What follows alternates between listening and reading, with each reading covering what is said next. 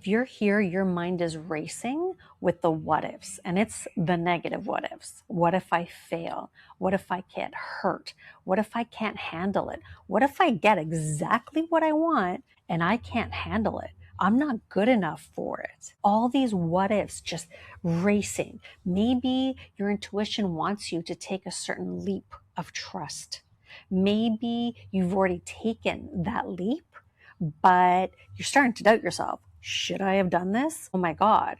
What if? What if I was wrong? What if my intuition was wrong? I actually went through this the other day. Moon, Scorpio, shadow coming up. So there was more of it coming up for me in order for it to be released. So I had to come in and process more of the doubt, the fearful doubt, that the ego part of me just wanting to protect me, over analyzing, analysis paralysis. I went into that stage where then I went into doing nothing because I couldn't do anything. I had to process all of this and release it in order to start taking action again in what it is that I'm creating in my life, that I took a leap of trust on. Now, I want to go over 3 things that you can do in order to begin taking that leap of trust, dancing in the unknown, going from what if I fail to what if I succeed. So number 1, inner standing that everything is the unknown.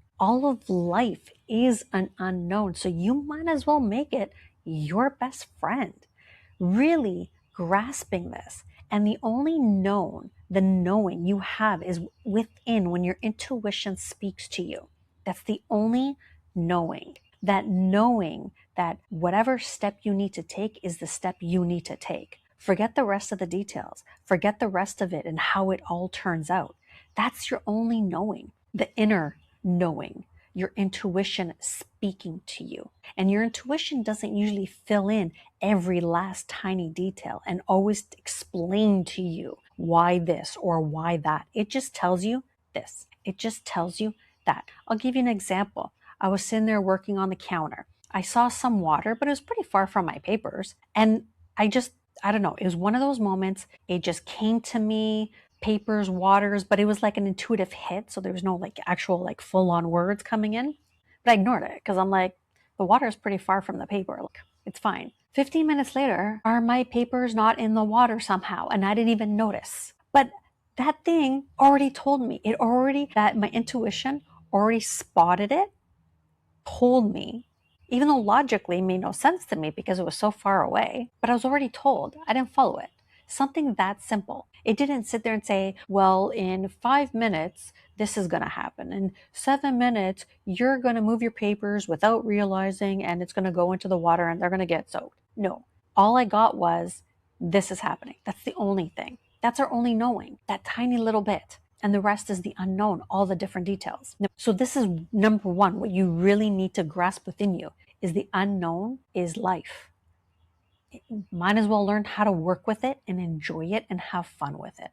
Number 2, reframing it as excitement like you did as a child. Before you went on a vacation, you were excited. Before something new was going to happen, you were excited. That anxious feeling within you, that nervousness, was actually excitement when you were a child. But somewhere down the line, that same feeling of something new no longer was excitement. Your brain now registered that as anxiousness, nervousness, fear, because it can feel very similar within the body, that excitement type of feeling, that anxious type of feeling. It could be both. So reframe it. Reframe the what if I fail? Well, what if I succeed? What if things turn out amazing? Every time you get that what if, go back to the other one. I'd also say though, when you have a what if of a fear, ask yourself, why are you scared of that? What is it about that in order to release that limiting belief that could be holding that piece in place? So that is a key piece you do want to work on, is look at that. When you get that, ask yourself, what is it about that though that scares me? What does it tell me about me? How would I feel? Etc. And then reframe it. What if I succeed? What if I can handle it? What if things turned out amazing, right? Just keep doing that.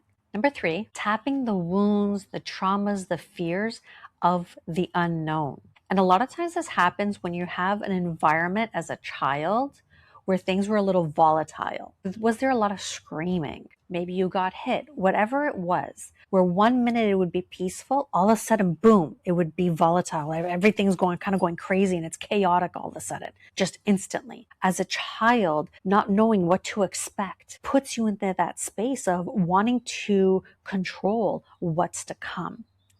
What if you had a parent that was always, or a guardian that was always yelling or complaining, whatever it was, that puts you into that fight or flight. Oh my God, I need to always analyze and know everything. I can't dance in the unknown because I need to be prepared within for what it is. And then releasing all of that trauma, those wounds, those fears that have been held in your body, where you're kind of like a guard, always ready for that next thing to go wrong, that next thing to happen because of that.